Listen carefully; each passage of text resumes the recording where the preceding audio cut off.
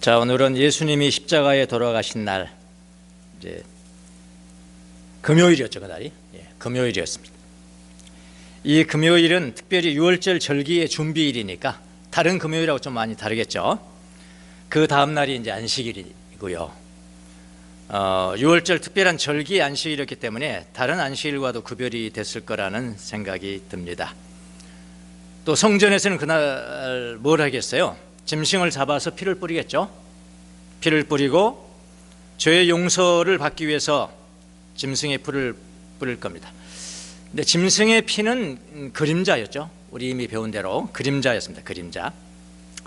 그림자에 의지하기 위해서 백성들은 그곳으로 몰려갈 겁니다. 그 사람들은 구언약의 백성이라, 그렇게 하죠. 구언약의 백성이라. 그러나 성전으로 가지 않는 사람들이 있습니다.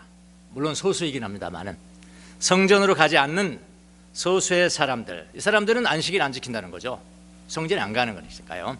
안식일을 지키기 위해 가는 사람들이 아닙니다. 뭐하러 남아있는 사람들입니까? 예수님의 시체를 보호하기 위해서 안식일을 범하는 겁니다. 안식일을 범하면 벌이죠. 큰 벌이죠. 예수님의 시체를 보호하기 위해서 안식일에 제사를 지내러 가지 않습니다. 소수의 사람들입니다. 자, 이 사람들은 누굽니까? 새 언약의 백성이라, 이렇게 해요. 새 언약의 백성들. 근데 이 구언약의 백성들은 안식일 날 시체를 보면은 부정 타는 거예요. 불결해지는 겁니다. 시체를 보아도 안 되고 시체를 만져도 안 되고. 그렇죠? 그런데 시체가 지금 세구가 이렇게 하늘에 달려 있는데 그게 되겠습니까?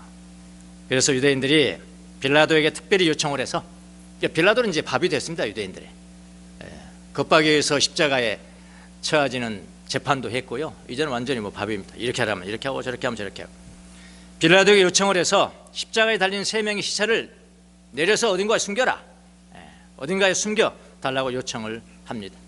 병정들을 보내서 이미 죽은 시체들을 이제 치우는데 어떻게 하냐면은 그 방법이 지금 다 나왔어요. 자세하게 나왔어요. 두 명, 예수님 오른쪽 왼쪽 이 살인 강도 두 명은 어떻게 했냐면은 다리를 꺾어서 치우고, 이미 다 죽은 사람 다리를 꺾어서 치우고. 그런데 이상하게 예수님도 꺾어야 되잖아요. 당연히 다 똑같이 평등 공정한 사회 똑같이 꺾어야 되는데 예수님의 발은 안 꺾는 거예요. 예수님의 발은 안 꺾었습니다. 꺾지 아니하고 그 대신 이상한 행동을 예수님 앞에 합니다. 누가? 병정들이. 뭘 하냐면은 두 시체에게는 하지 않은 행동을 하는데 예수님의 시체 창, 옆구리에 자기가 가진 창, 날카로운 창이겠죠. 그거를 이렇게 딱 찌릅니다. 창을 찌르는 겁니다. 예수님한테만 했습니다. 두 시체는 안 합니다. 그랬더니 곧 뭐라고 했냐면은 피와 물이 흘러나왔다 그랬어요. 갑자기 흘러나왔다 그래서 sudden 아주 당장 흘러나왔다. 당장 피와 물이 그냥 콸콸콸 쏘는 겁니다, 여러분. 찔끔 나온 거 아닙니다. 콸콸 쏘는. 자, 이 장면이 흔히 있을 수 있는 장면 같아 보기도 해요. 왜냐하면 병사들이 두 사람의 뼈는 꺾었고, 예수님은 꺾지 말고 이건 진짜 지금 죽었는지 이거 확인해야 된다. 왜냐하면 이건 중범죄니까, 반역죄니까 이건 우리가 확인하자 하면서 더 죽인 걸 확인하기 위해서 그야말로 확인 사살이죠. 창으로 찔렀어. 그럴 수도 있잖아요. 그럴 수 있어 보입니다. 우리가 언뜻 보기에는요. 그냥 평범하게 그냥 일어날 수 있는 그런 일 같아 보입니다. 그러나 성경은 이 부분을 우리가 보는 눈과는 조금 다르게 기록합니다. 다르게 기록했어요. 우리가 읽지는 않았습니다만은 바로 36절 37절, 바로 36절 37절은 요한복음 19장 이렇게 기록을 합니다. 뭐라고 그러냐면 일이 이렇게 된 것은, 그랬어요. 일이 이렇게 된 것은, 그러니까 어떻게 해요? 두 사람만 꺾고 한 사람 안 꺾고, 한 사람 칼로 창으로 찔러서 옆구리를 찔러서 이렇게 보니까 그냥 물과 피가 콸콸콸 흘러나옵니다. 일이 이렇게 된 것은 그의 뼈가 하나도 부러지지 않을 것이다. 한 성경을 이루게 하려는 것이다. 자, 이거 하나고요. 그러니까 뼈를 꺾지 않는 것도 예언의 말씀에 응해서 그렇게 된 것이고, 그 다음에 뭐냐면은 또 성경에 그들은 병정들이겠죠. 그들은 자기들이 찌른 사람을 쳐다볼 것이다. 그러니까 자기들이 칼로 찌르고 쳐다볼 거 아니겠습니까? 그러니까 물과 피가 흐르는 그 장면이 어떻게 됐다고요? 창으로 찌른 장면이 예언되어 있다고요. 성경에 예언돼. 이런 기가 막힌 일이 있습니다. 예? 쳐다볼 것이다. 한 말씀도 있다. 이렇게 해요. 성경은 그렇게 기록해요. 그럼 우리는 뭘 믿어요? 성경을 믿죠. 성경을 믿어요. 사실 이 말씀이 없으면은 뭐 두 사람 뼈 굽고 한 사람 칼로 창으로 찔러서 확인 사살했다? 여기서 무슨 진리가 나오죠? 그렇잖아요. 여기서 무슨 진리가 나오겠냐고, 무슨 설교를 하겠냐고요. 그러면 뭐 저 같은 사람은 설교할 겁니다. 이거 띄고 건너뛰고, 그러면 여러분이 저한테 뭐라고 할 겁니까? 뭐라고 할 거예요? 그런데 그럴 수가 없는 거예요. 왜냐하면 성경이 기록된 것은 이렇게 됐고 이렇게 됐기 때문에 그런 것이다. 그래서 의미를 부여한다 이 말씀입니다. 의미를 부여합니다. 무슨 말입니까? 예수님의 다리를 꺾지 않은 것, 대신 창으로 허리를 찌른 것도 이미 성경에 예언이 되어 있다는 겁니다. 그렇다면 그들이 찌른 사람을 쳐다보면서 무엇을 보았을까요? 그들은 예수님의 옆구리에서 피와 물이 갑자기 콸콸콸 쏟아져 나오는 장면을 보았을 겁니다. 그렇겠죠? 성경에 기록된 행위를 통해서 쏟아져 나온 피와 물이 중요한 의미를 갖는 거죠. 중요한 의미를 상징하는 것은 너무나 당연한 거잖아요. 그러니까 우리가 이거 뛰어넘을 수가 없는 거예요. 예, 여기서 우리가 중요한 교훈을 우리가 봐야 된다. 그래서 저는 오늘 예수님의 피 흘리신 피, 십자가에서 흘리신 피, 콸콸콸 쏟는 피와 피만 나온 것이 아니고 물이 나왔다. 물이 나왔다. 물에 대한 이야기를 하려고 합니다. 예수님이 흘리신 피와 물은 아무런 의미 없는 사건이 아닙니다. 예수님의 죽으심이 무엇을 이루는가에 대한 아주 중요한 그런 말씀이에요. 우리 아까도 예배 때마다 우리 그리스도의 영혼 공동 제가 찬양을 하죠. 처음에 오신 분들은 잘 모르죠. 이게 찬송가 몇 장에 나오든가. 찬송가에 없습니다. 예, 찬양지 몇 장이 나오지 없습니다. 이거는 요 그리스도 영혼이라는 것은 원래 노래가 아니고요, 기도문입니다. 누구의 기도문입니까? 이냐쇼의 기도문입니다. 제가 너무나 은혜를 많이 받아서 그 기도문에 이냐쇼, 로욜라 이냐쇼, 예수회를 창시한 사람입니다. 원래 군인이었는데 전쟁터에서 다리를 다칩니다. 거의 죽을 병에 죽게 됐습니다. 다 죽었다고 그랬어요. 근데 예수님이 그를 살리십니다. 그러니까 예수님 은혜에 너무나 감사했어요. 그때 이제 수도자로 헌신을 하면서 오직 예수밖에 없어요. 그러니까 우리는 그냥 간단히 가톨릭 신자, 가톨릭에 속한 사람, 그러니까 믿음도 없는 사람, 이단적인 생각을 가진 사람들, 그런 믿음을 가진 사람들, 그렇게 치부하면 안 돼요. 그들의 전기를 읽어봐야 돼요.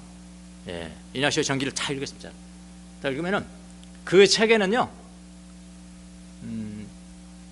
마리아라는 용어는 한 번도 안 나와요. 한 번도 안 나와요. 예수님, 예수. 그래서 예수회야. 이름을 예수회라고 썼어요. 가톨 신부님들은 이제 이 사람이 어디 판가, 어디 예수회 출신이냐, 프란치스코 출신이냐, 뭐 베네딕토 출신이냐 이럴 때 앞에다 약자로 항상 다 써요.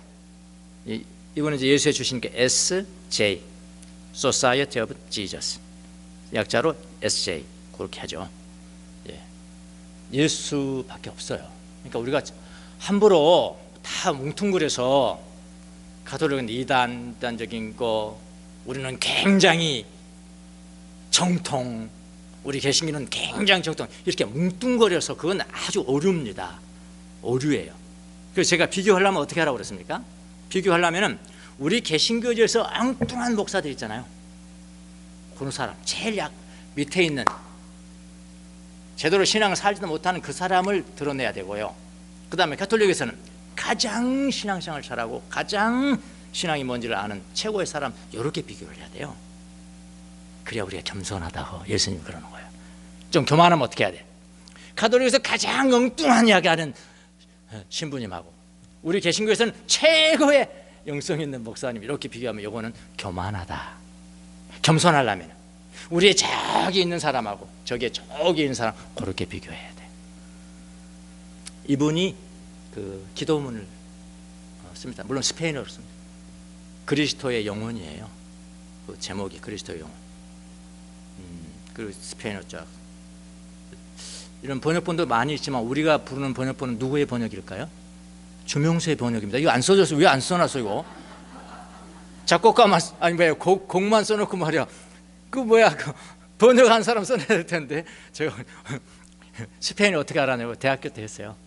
저는 외교관이 되고 싶거든요. 외교관. 근데 가만히 보니까 제가 협상을 잘 못하거든요. 여러분 아시다잖아요. 주명식 그 타협 없잖아요. 근데 외교관 되려면 지금 말이 안 되죠, 그거는요. 그래서 다시 그냥 법조인으로 돌렸었죠. 그때 그걸 또 여기서 써먹었네요. 스페인어. 여러분 부르다 보면은 그리스도의 피는 이렇게 나갑니다. 원래는요, 그리스도의 영혼은 이게 주어죠. 영혼은 저를 거룩하게 해주세요. 그리스도의 몸은 저를 구원해 주세요. 그 다음에 그리스도의 피는 저를 취하게 하소서. 그리스도의 옆구리에서 흐르는 물은 저를 씻어주소서. 뭐 이렇게 나가잖아요. 근데 많은 분들이 의문을 많이 갖더라고요. 어디에 의문을 갖냐면은 그리스도의 피, 저를 취하게 하소서. 이게 무슨 뜻일까? 그리스도의 피, 저를 취하게 하소서. 술 좋아하는 분들이 특별히 관심을 많이 갖더라고요. 술 좋아하는 분들이 취하게 하소서. 뭐 그냥 취한다는 거 연상하시면서 이 취하는 것인가? 설마 예수님의 피로 취하라고 그렇게 한 것이겠어? 거기까지 나가신 분도 있고요. 그런데 맞습니다. 술 취하듯이. 여기는요, 이 이네브리에이트, 영어로 이네브리에이트인데 이거는 술 조금 먹고 취하는 정도가 아니에요. 이거는 마약에 취하는 겁니다. 마약 그냥 팍 먹고 그냥 다 취해버려. 술도 그냥 큰 술 먹고 취하는 거, 조금 먹고 그런 거 아니고요. 큰 술 먹고 완전히 거기에 취해져 버리는 그 단어입니다. 그러니까 여러분 그리스도의 피 저를 취하게 하소서 할 때는요, 팔칵팔칵 먹는 그 현상이 되셔야 돼. 그냥 팍 누워버려. 그 현상이 되셔야 돼. 큰 술에 취했다는 뜻이에요. 여러분 술 많이 먹고 취한 사람에게 무슨 냄새가 납니까? 자기는 몰라. 근데 부인은 알아. 아유! 다른 사람을 보고 그러는 게 저 옛날 모습 보고 그러는 거예요. 아내한테 물어봐요. 저는 뭐 한번 먹으면 왕창 먹는 그런 스타일이고 폭주 왕창 먹는. 여러분만 술 먹었다고 생각하지 마세요. 제 앞에서는 왕창 먹어요. 이거 이제 3일에 한 번씩 먹어요. 3일에 한 번씩. 왜냐하면 술 깨를 하면 3일 걸리거든요. 술 한창 먹고 날은 이렇게 딱 자면 막 이게 뱅뱅 돌아요. 뱅뱅 도는데 그때 다짐을 합니다. 무슨 다짐을 하냐? 술은 먹지 말아야 돼. 곧 다짐해요. 근데 술 깨는 게 어때? 48시간이면 그렇게 먹어도 다 깨요. 그러면 깨면 말짱해. 내가 언제 그런 결심을 했어. 그래서 또 먹는 겁니다. 또 먹는 거예요. 일단 술 많이 취하면 술 냄새가 나요. 술 냄새가. 이거 똑같아. 예수의 피도 그렇게 취해달라는 것입니다. 나를 취하게 해주십시오. 예수의 피에 취하면 무슨 냄새가 날까요? 예수님의 냄새가 나겠죠. 술에 취하면 술 냄새, 예수님에 취하면은 예수님 냄새. 그렇게 납니까? 그렇게 달란 노래예요. 이 노래가요. 예수님의 피 취하게 해주십시오. 우리가 예수님을 믿으면 그렇게 믿어야 된다. 적당히 한쪽 발은 세상에 한쪽 발은 교회에 놓고 사니까 냄새가 안 나는 냄새가. 누구의 냄새가 안 날까요? 예수님의 냄새가 안 나는 거예요. 때로는 세상 냄새, 때로는 예수님 발 냄새 조금 나다가 말. 그래야 되겠습니까? 예수님이 취하면 예수님의 냄새가 나야 된다. 자, 그 노래입니다. 예, 그렇게 부르셔야 됩니다, 여러분. 그리스도의 피 저를 취하게 하소서. 팍 먹고 그냥 다른 사람이 다 볼 때 나 예수의 냄새밖에 안 나네. 그 정도 믿으라 이겁니다. 예수님 믿으라. 그러니까 예수님의 옆구리에서 터져 나온 피와 물, 무엇을 상징하고 이걸 조금 보고요. 피와 물, 이건 뭘 상징하는 것인가? 그 다음에 우리에게 어떻게 적용되어야 할 것인가? 그 순서대로 한번 보겠습니다. 피라는 것은 뭐냐? 죽음을 상징합니다. 피는 죽음을 상징해요. 양의 피는 무엇을 상징하는 걸까요? 양을 잡아서 피를 뿌렸잖아요. 그 양은 뭘까요? 이 양이 내가 죽어야 될 건데 나를 대신해서 죽었습니다, 이런 양. 그게 바로 이 피입니다. 이 양의 피입니다. 이거 똑같거든요. 그렇다면은 예수님의 옆구리에서 흘러나온 피는 뭐냐면은 예수님께서 우리를 죽기까지 사랑하셔서 내 대신해서 죽으셨다. 그 상징이라 이 말. 그 피란 말이에요. 그러니까 예수님이 우리 죄를 씻어서 우리를 의롭게 만들고 하나님과 연합되게 만들고 하나님과 연합되게 하는 그의 속죄 제사를 가리시는 거예요. 피라는 게. 그래서 이게 십자가에 달리신 예수님의 몸에서 피가 나왔다는 것은 그분의 약속대로 예수님께서 십자가에서 우리를 위해서 속죄 제사를 드렸다는 것을 의미합니다. 이미 예수님이 이거 말씀하셨어요. 자, 요한복음 6장에 보면은 우리가 이미 다 살펴봤습니다. 예수님이 엉뚱한 말씀하시는 거 유대인들하고 대화를 하면서 내 살을 먹어라, 내 피를 마셔라, 내 피를 마시지 않으면 너희의 생명이 없다. 그러니까 무슨 말인지를 어떻게 알겠습니까? 유대인들이 문자적으로 해석을 하는 겁니다.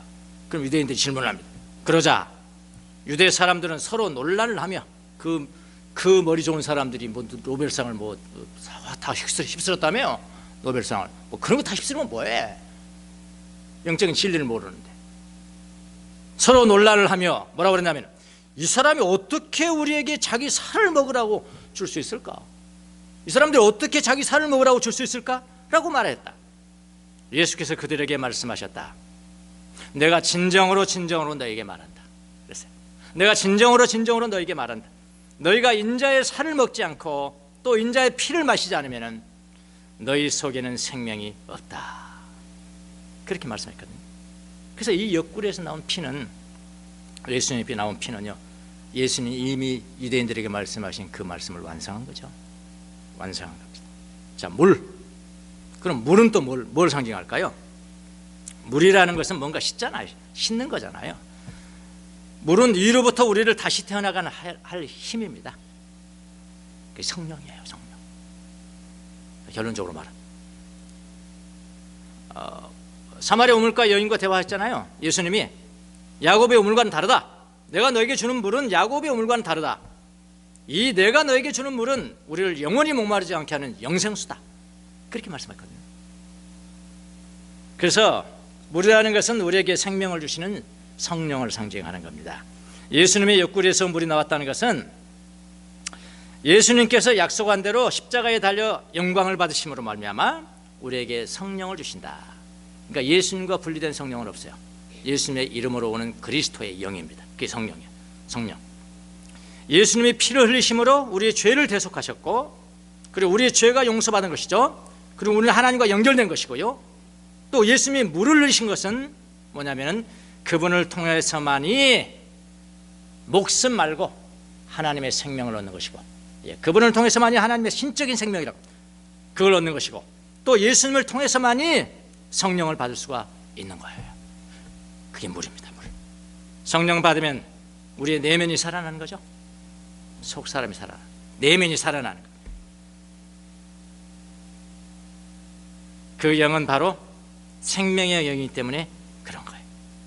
그래서 우리는 예수님의 피에 흠뻑 취해서 살아야 합니다. 흠뻑 취한다. 우리의 생각, 우리의 기억, 우리의 지성, 우리의 영혼, 우리의 육체 모두가 모든 분야에 예수님의 피에 취해야 됩니다. 모든 분야가. 영혼만이 아니에요. 그 정도 돼야 하나님의 자녀구나, 하나님의 자녀라고 말할 수가 있는 겁니다. 하나님과 연합되어 있구나, 예수님과 연합되어 있구나. 예수님의 물에도 흠뻑 씻겨야 합니다. 그게 성령에 취해야 된다. 성령으로 취해야 합니다. 그래야 풍요로운 생명을 얻을 수가 있는 거예요. 베드로와 요한도 마찬가지잖아요. 원래 배운 것이 없다고 그러죠. 배운 것이 없어요. 보잘것없는 사람들, 담대함도 없고 용기도 없고 어떻게 다른 많은 군중 앞에 이야기를 한다, 연설을 한다, 이거 있을 수가 없습니다. 그런 사람들이었어요. 성령을 받습니다.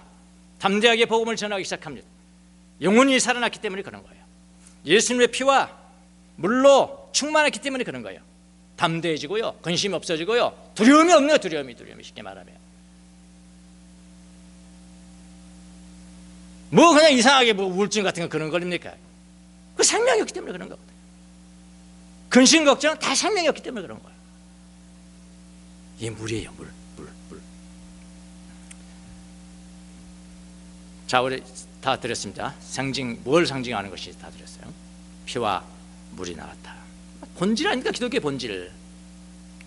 자, 그럼 우리는 예수님의 살을 먹고 예수님의 피를 마시고 예수님이 흘린 물을 마신다는 것을 구체적으로 이해해야 되겠죠? 적용해야 되잖아요, 우리 삶에. 예수님 피가 어디 있어요? 지금 피가 어딨냐고요? 성만찬할 때 있는데요. 그게 예수님 피입니까? 주스지. 포도주도 아니고 주스야, 주스. 우리는 포도주도 아니야. 포도주한테도 못 가. 그게 그 예수님 피입니까? 어디 있습니까? 예수님 피를 어떻게 마십니까? 우리 어떻게 적용을 할 것인가? 어떻게 이해하고 실천해야 될까요? 어떻게 해야 가능할까요? 그걸 몇 가지 알려드릴 테니까 여러분의 삶에 적용을 하시기 바랍니다. 첫 번째, 예수님의 피를 마시고 살을 먹고 물을 마신다는 게 뭐냐? 예수님을 믿으라는 겁니다. 쉽죠? 예수님을 믿으셔야 합니다. 자, 예수님의 피는 지금 어디에 있습니까? 없습니다. 그럼 예수님의 피를 마시는 것은 무엇을 말합니까? 예수님이 피 흘리신 이유에 대한 성경의 가르침을 전체를 알고 믿어야 합니다. 자, 성경에 믿는다는 표현을 쓸 때 두 가지 표현을 씁니다. 뭐뭐 이하를 믿는다. Believe that. 그러면 that 이하를 믿는다는 거죠. that 이하를 믿는다. 그럼 that 이하에 대한 지식이 있어야 되잖아요. 네. 그에 대한 알고 믿는 것이니까요. 그 지식이 있다라는 것을 지적인 동의라 그렇게 이야기합니다. 지적으로 동의합니다. 예, 맞습니다. 예수님 십자가에 못 박혀 죽으셨고, 예, 그거 압니다. 나 믿을게요. 압니다. 믿을게요. 지적인 동의라. 진짜 믿음을 말할 때는 지적인 동의에 그치면 안 돼요. 지적인 동의에 그치면 안 되고요. 또 하나 믿는다는 것을 쓸 때 뭐라고 쓰냐면은 아까 그는 believe that 믿는다. 그 다음에 뭐냐면은 believe in. 정확하게는 영어는 in이라고 그랬지만은 헬라어로 보면 into입니다. into. 에이스예요. 피스티오 에이스예요. 에이스. n과 에이스가 달라요. 영어도 in과 into가 다르잖아요. 예, into는 들어가는 그 동작이잖아요. in은 그냥 안에 있는 거잖아요. 안에 into가 맞습니다. into가. believe into Jesus Christ. 그게 뭐죠? 예수님에게 들어가는 거예요. 예수님이 내 안으로 들어오는 거예요. 아까 지적인 동의만 그치지 않고요, 좀 더 나간다고요. 이게 들어가는 거예요. 들어가는 거고요. 뭔가 이게 들어오는 거예요. 움직임이 있는 거예요. 움직임이. 그냥 신에 대해서 아는 것이 아니고, 하나님에 대해서 아는 것이 아니고, 뭐가 들어온다는 거예요. 들어오는 거예요. 들어와요. 뭐가 들어올까요? 하나님이 들어준다는 거예요. 신이 들어온다니까요. 신이 들어와본다고 내 영혼에 들어온다니까요. 내가 들어가는 것이고요. 사상을 아는 게 아니에요. 이데올로기를 아는 게 아니라고요. 우리 그리스도인은 그냥 사상가 아니에요. 기독교 사상을 내가 다 알아. 그건 지적인 동의에 불과한 거라고요. 그게 아니고요, 들어가는 거예요. 들어가요. 사상이 들어오는 게 아니고 신이 들어오는 거야. 신이. 이거 아셔야 되는데, 이게 들어오신 분은 알아요. 이거 안 들어오신 분은 제가 이렇게 들어가는 말 이해를 못합니다. 요한이 그랬습니다. 요한 1서에 그랬어요. 요한 1서에 다른 사람들이 너를 모르고 너를 비난하는 것은 뭔지 아냐? 네가 한 경험을 모르기 때문이다. 간단합니다. 그러니까 제가 한 이야기를 지금 여러분 모르신다면 여러분 하나 신이 없어요. 신이 들어와야 되는 이게 뭐냐? 이게 의지적 동의라. 의지적 동의라. 이게 중요한데요. 이게 잘 안 됩니다. 여러분, 저는 뭐 텔레비 많이 보지는 않습니다만 주로 보는 것은 이제 그 일반인들이 나와서 노래 자랑하는 거, 그런 거는 좀 봅니다. 요즘 또 보이스 퀸, 옛날에 미스트롯, 왜 정서가 그런지 나이가 먹어서 정서가 그런지 그 재밌어요. 그리고 옛날에 뭐 알아듣지 못한 노래보다는 그 뭐 옛날에 뭐 정통 그런 것들 그거 재밌잖아요. 근데 이런 사람들이 있더라고요. 아, 왜 이렇게 노래를 시작했습니까? 그거를 뭐 설명을 하면서 아니 자기 뭐라고 이야기하냐면 그게 막 방송을 타고 나와요. 제가 신을 받았습니다. 내가 신을 받았습니다. 이거 한두 번 나오는 게 아니에요. 가끔 나옵니다. 왜 신을 받았습니까? 그러니까 왜 신을 받았습니까?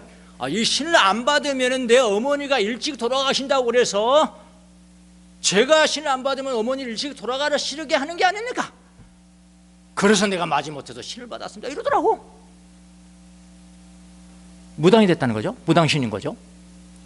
무당신을 받은 사람도 신 받았다 하더라고. 근데 우리가 받은 신은 무당신입니까?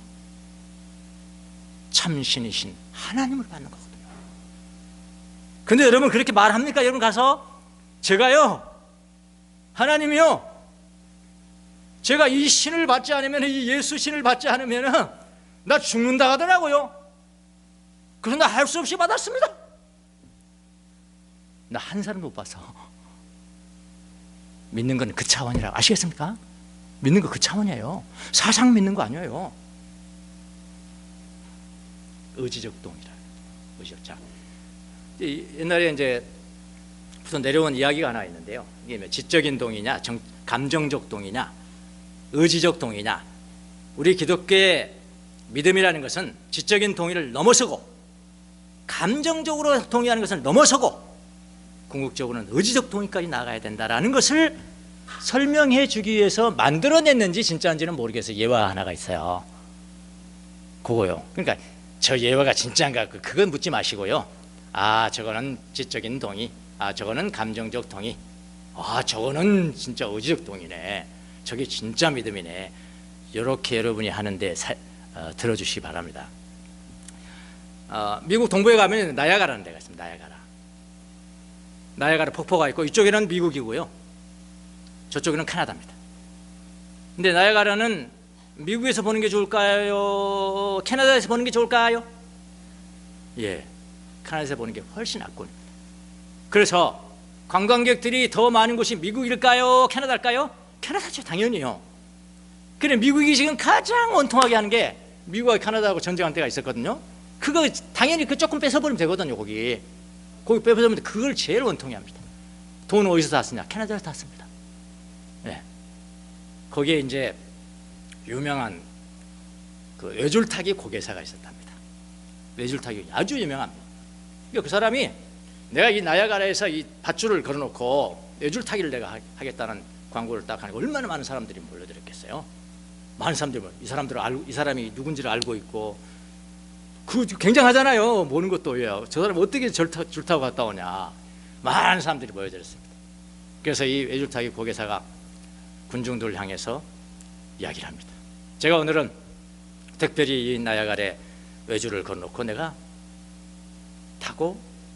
외줄을 타고 고개를 보여드리겠습니다. 제가 다녀올 수 있다라고, 능히 다녀올 수 있다라고 믿으십니까? 여러분 믿으십니까? 그랬더니 예, 믿습니다. 막 그런 사람들이 믿습니다.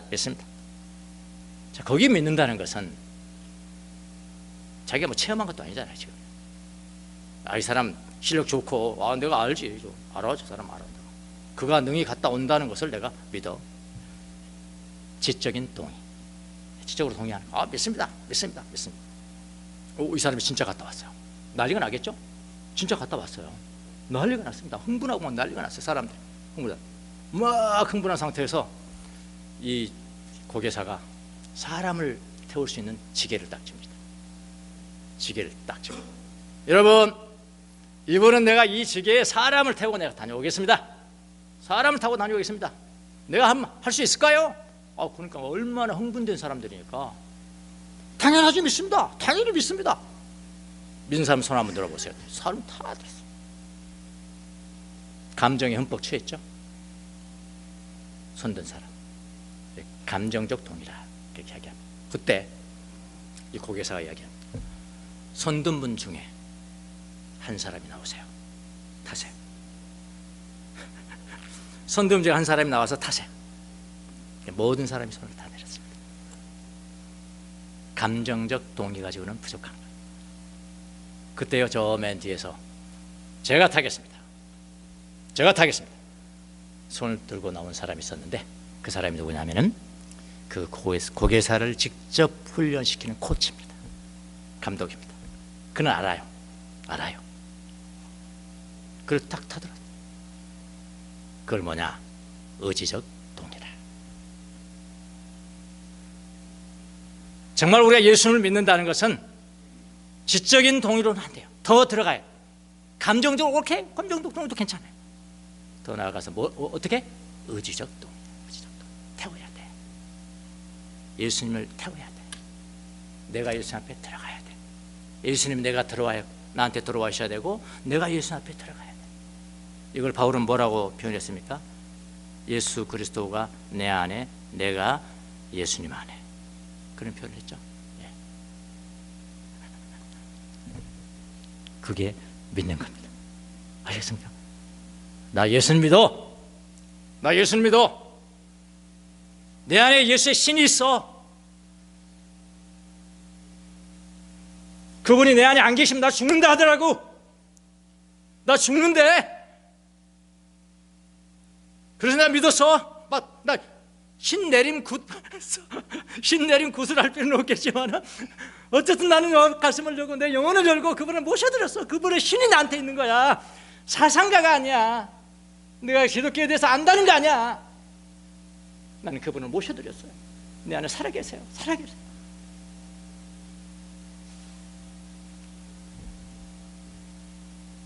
그게 믿는 거예요. 그렇게 하는 거예요. 그게 바로 뭐냐? 내 살을 먹고 내 피를 마시는 거다. 그렇게 하시라는 겁니다.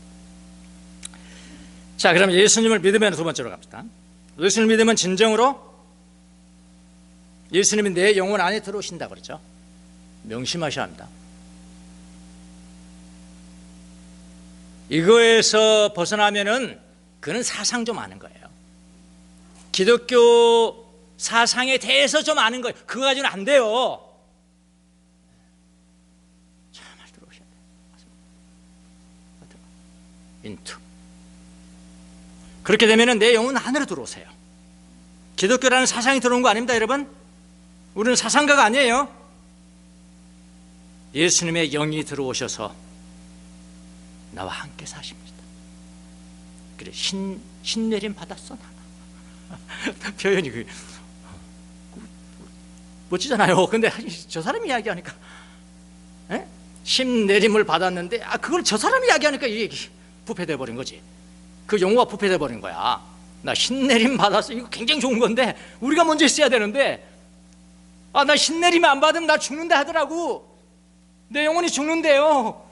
그래서 내가 신내림 받았어요. 그래서 내 안에 예수 신이 있는 거예요. 이렇게 먼저 우리가 선점했더라면 얼마나 좋겠죠? 근데 다른 사람들이 망해놨으니까 우리가 다시 못 쓰는 거죠. 하여튼 그거와 똑같은 겁니다. 바울의 표현은 내가 예수 그리스도 안에, 예수 그분이 내 안에 계신다고 하는 겁니다. 잘 하셔야 돼요. 아주 분명히 하셔야 돼요. 물과 피를 흘렸다. 내가 살을 먹고 피를 마시고 물로 씻고, 이 말이 뭔 말이냐 도대체. 세 번째, 예수님의 피를 마시고 물을 마시면 내 죄가 용서가 되죠. 죄 용서에 대해서 간단하게 말할게요. 우리가 이렇게 알고 있습니다. 우리가 예수를 믿으면 우리의 과거의 죄가 용서받고 현재의 죄도 용서받고 미래의 죄도 용서받습니다. 우리는 절대로 벌을 받지 않습니다. 과거, 현재, 미래의 죄 다 용서해서 특별히 구원파가 잘 외치는 거죠. 그리고 죄하고는 상관없대. 근데 죄하고 상관없습니까? 진짜 나쁜 짓은 다 하더구만. 죄하고 상관없어요. 우리의 과거의 죄, 현재의 죄, 미래의 죄 다 용서됐습니다, 여러분. 그런 이야기가 아니고요. 그건 맞아요. 그러니까 과거, 현재, 미래의 죄가 용서됐다는 의미가 뭔지를 알아야 되는 것이죠. 그 의미가 뭐냐? 다 용서됐으니까 죄져도 괜찮고 회개가 필요 없다는 말이 아니에요. 정확하게 잘 이해하셔야 됩니다.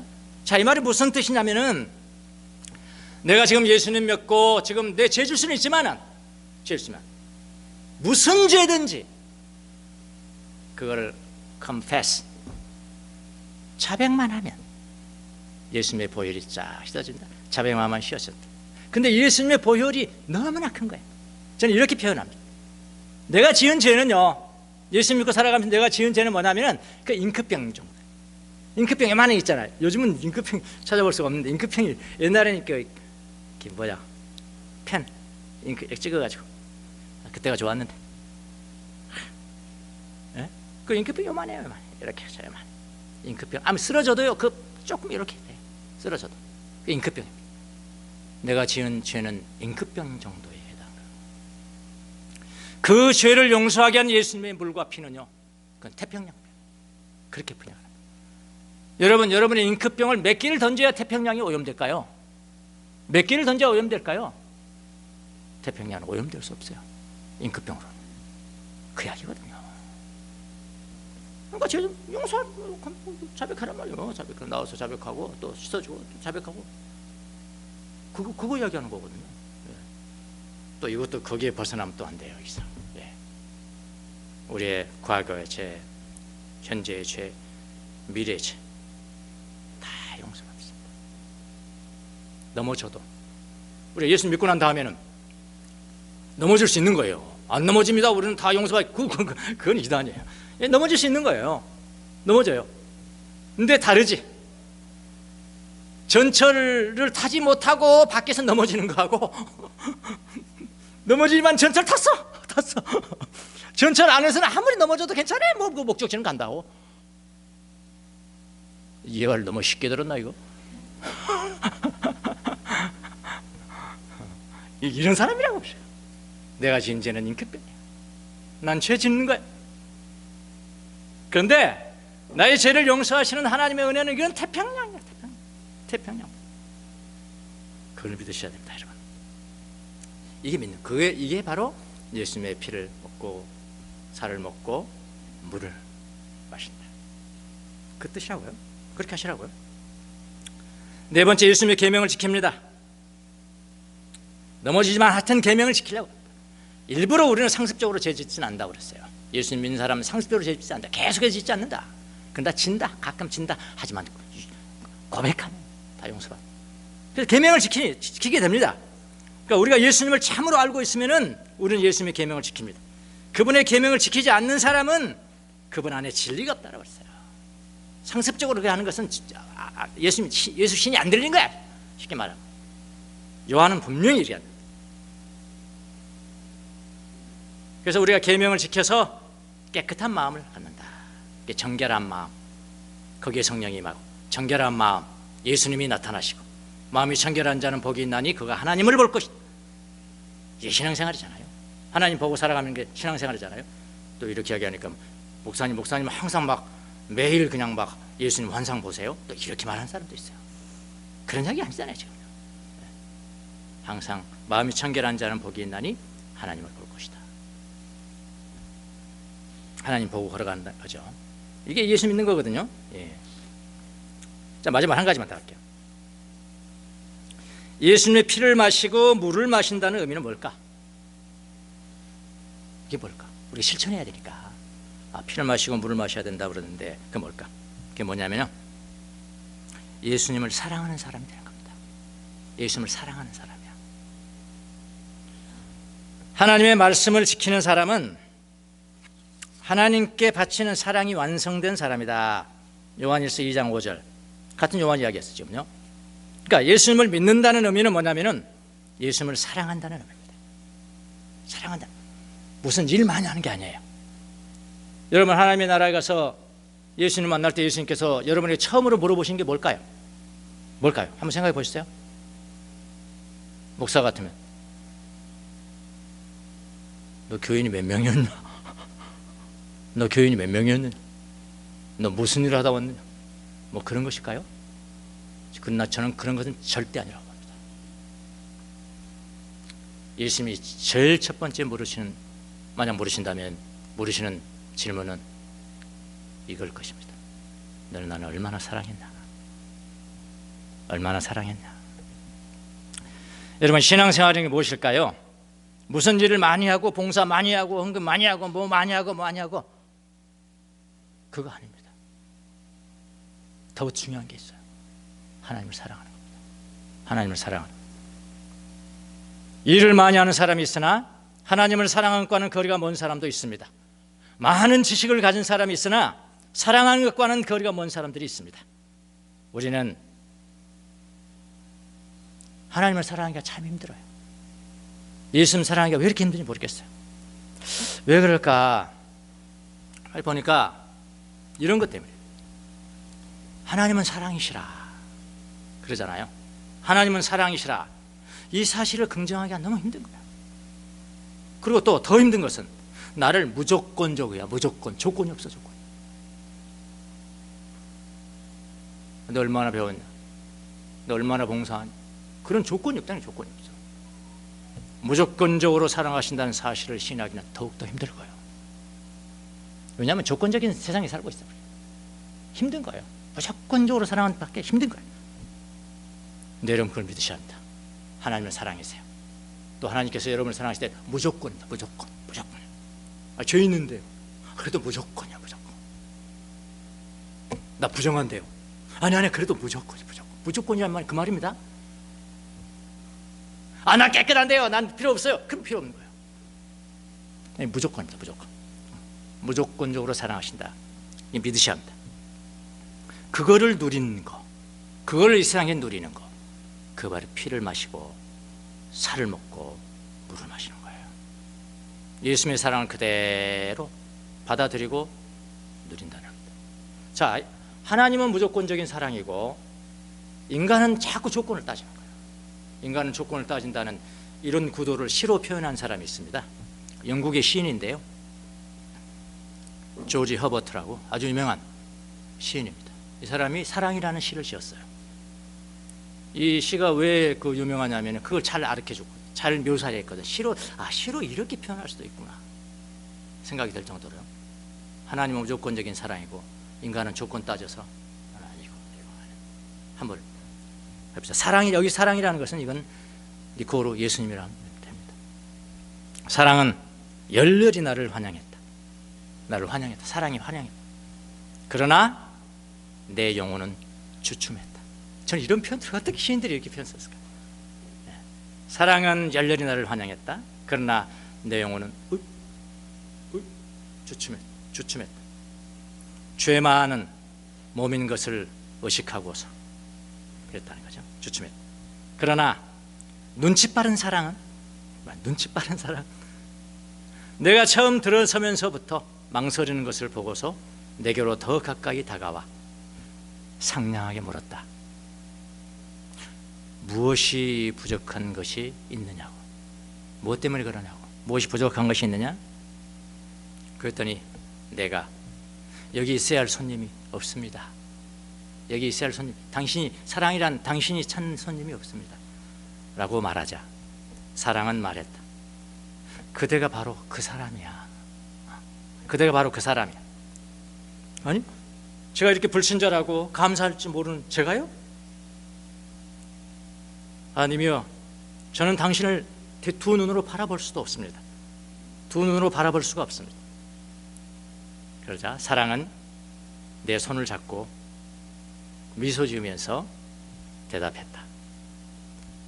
나 말고 누가 두 눈을 만들었는가? 너의 두 눈을 만든 건 나 아닌가? 그랬더니 그렇습니다, 주님. 저는 그 두 눈을 망쳐버렸습니다. 수치스러워서 저는 어디로든 가야겠습니다. 저를 내버려 두세요.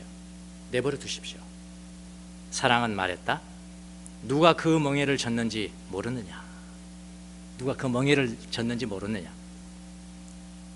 그랬더니 사랑이야, 그렇다면 저는 시중이나 드는 노예가 되겠습니다. 시중이나 드는 노예가 되겠습니다. 그랬더니 사랑이, 자, 앉아서 내 고기를 먹어라. 내 고기를 먹어라. 사랑은 말했다. 나는 앉아서 그리고 먹었다. 고기를 먹었다. 뭐 이런 내용의 시거든요. 내 고기를 먹어라. Taste my meat. 내 고기를 먹어서 이게 무슨 뜻인가? 그래서 영국의 시 하면은 또 우리 청년이 있잖아요. 조승이 있잖아요.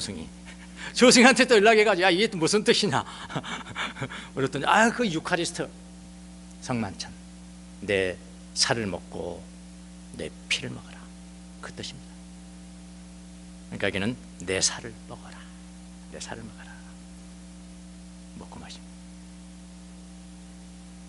여러분, 하나님은 사랑이세요. 그 아주 명심하셔야 합니다. 여러분이 하나님의 사랑을 받기에 충분할 정도로 그렇게 깨끗하십니까? 얼마나 깨끗하면 여러분이 하나님의 사랑을 받겠습니까? 무조건적인 사랑을 얼마나 깨끗하면 받겠냐고요? 아니에요. 우리 따지면 안 돼요. 우리는 아무 조건이 없는 사람들. 근데 하나님, 그분은 사랑이세요. 그분은 사랑이, 우리의 부족함, 우리의 나약함, 우리의 한계, 우리의 부끄러운 모습에도 불구하고, 그럼에도 불구하고 그 사랑이 우리의 삶에 말을 걸어옵니다. 그리고 우리를 초청하는 거예요. 한 사람 한 사람을 초청하십니다. 그분을 먹이세요. 내 피를 마셔라. 내 살을 먹어라. 그리고 우리는 그 사랑 안에 있고요. 그 사랑과 말을 하며 그 사랑을 먹습니다. 이게 신앙생활입니다. 내 피를 마셔라. 내 물을 마셔라. 이게 삶 가운데 이게 체화돼야 돼요. 그것이 바로 예수님의 피를 마시고 물을 마시는 겁니다. 여러분, 기독교 사상 믿으십니까? 잘하시는 겁니다. 기독교 사상이 멋있습니까? 다른 종교하고 달라, 다른 사상들과 달라, 그거 깨달으셨습니까? 잘하신 것입니다. 근데 그거가 좀 부족해요. 예수 신에 들려야 됩니다. 예수 신에 들려, 이런 의지적 동의가 있어야 예수님이 내 안에 계시고 내가 예수님 안에 있는 사람이에요. 나는 다른 사람하고 다릅니다. 내가 이거 안 되면 내가 죽겠더라고요. 죽는다고 하시더라고요. 그래서 내가 영혼을 열고요, 난 예수의 신이 들렸어요. 신을 받아들였어요. 하나님이 내 안에 계십니다. 이렇게 고백하라. 이게 바로 예수님의 피를 맞고 예수님의 살을 먹는 것이다. 여기에 모여있는 단 한 사람도, 단 한 사람도 이 진리에서 벗어난 사람들이 없도록 하나님께서 여러분을 축복해 주시기를 예수님의 이름으로 축원합니다. 기도하겠습니다.